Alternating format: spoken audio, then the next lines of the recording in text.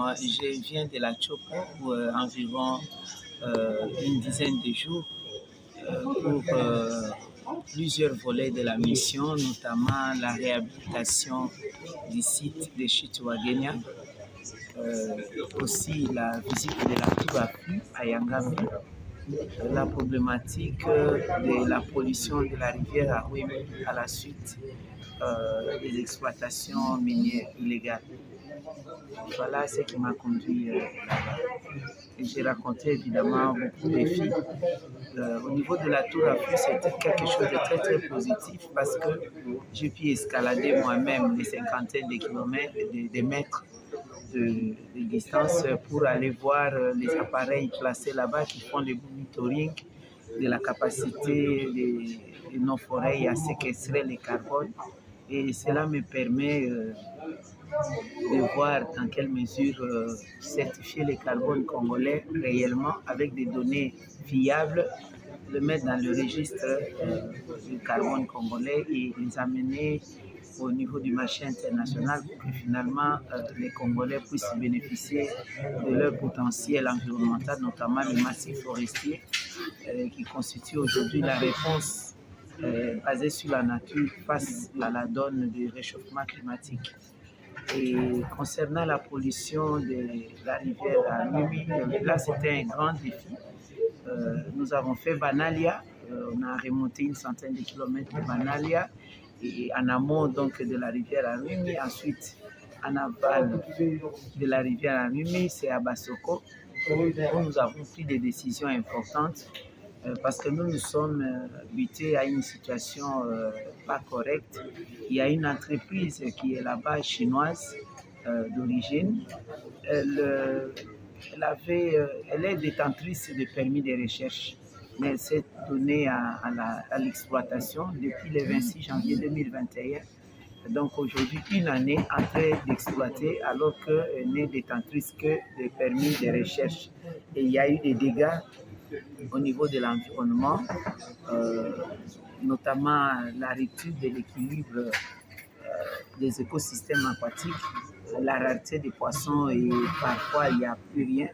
Les pêcheurs se sont peur parce qu'alors que c'est l'activité principale, et il y a eu aussi des conséquences au niveau de la vie socio-économique parce que s'il y a la pêche est l'activité principale, il y a aussi des problèmes avec ces dragages des eaux. Le secrétaire général de l'environnement et aussi les chargés de mission de l'Agence congolaise de l'environnement et certains experts venant de l'université de Lubumbashi pour procéder à des prélèvements pour mesurer les degrés de la pollution de cette rivière. Et à partir de Kisangani, j'étais accompagné par le gouverneur dans certains sites et son représentant, le ministre de l'Intérieur, le général, le numéro 1 de la police nationale dans la province de la Chopo et le numéro 1 de FRDC régional dans la province de la Chopo, le ministre de l'Environnement et le responsable de la DGM ainsi que les responsables des services de renseignement.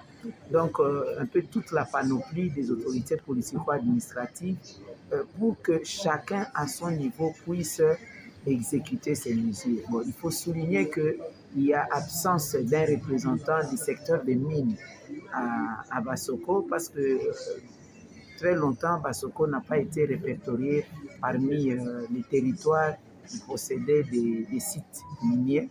Alors, c'est maintenant que depuis un certain moment qu'on a découvert, je pense que ça fait partie des recommandations au niveau de l'institution compétente pour y envoyer un représentant des mines. Donc, ça va s'appliquer parce que les Chinois, là, ne respectaient pas. On leur a demandé de suspendre les travaux pour se conformer à la loi. Ils ne l'ont pas fait et maintenant, je me suis imposé pour faire mouvement, faire déplacer tous ces engins. Parce que quand on envoie des missions, ils stoppent les travaux.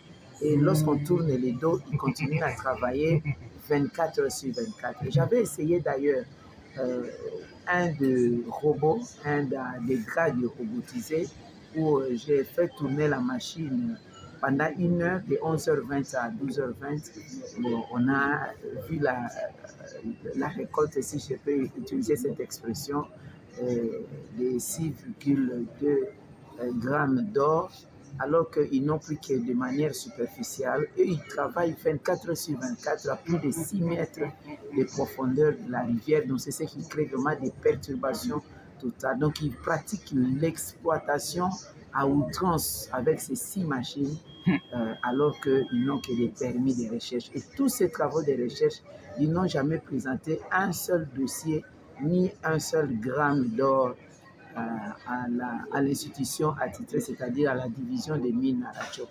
Donc c'est de la fraude, c'est la violation de la loi.